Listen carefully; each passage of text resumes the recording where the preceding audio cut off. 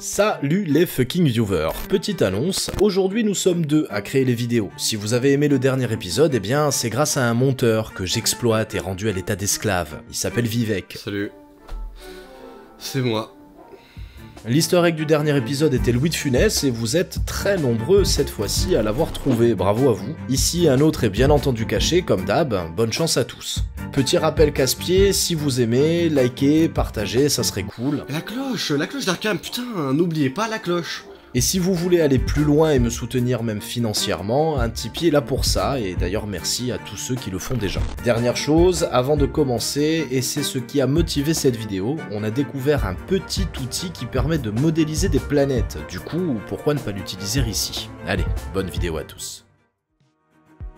Lorsque j'étais plus jeune, j'avais été très marqué par le film Alien. Une phrase de celui-ci illustre bien notre sujet. Dans l'espace, personne ne vous entendra crier. Eh bien l'on peut dire que c'est vrai, car oui, le son, ou plutôt l'onde sonore, a besoin de matière pour être diffusée. Qu'elle soit solide, liquide ou gazeuse, la matière est indispensable. Or l'espace est vide, seule la lumière peut se propager, car c'est une onde électromagnétique. Pour ceux qui voudraient quelques précisions, sachez que la vitesse du son peut varier en fonction de son environnement.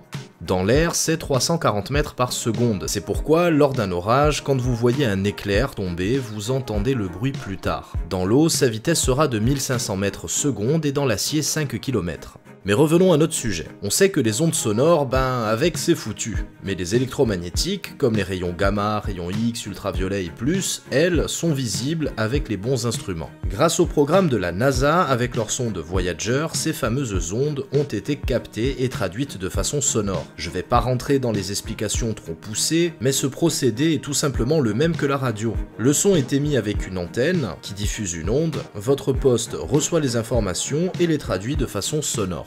Ce que vous allez entendre provient donc des champs électromagnétiques des corps spatiaux, comme des résidus de vent solaire pour notre étoile, de ionosphère ou de magnétosphère. Chaque planète ou satellite de celle-ci, comme par exemple la Lune pour nous, de par leur taille, leur composition et plus, possèdent donc leur propre signature sonore. Allez, trêve de blabla et d'explications, écoutons-les.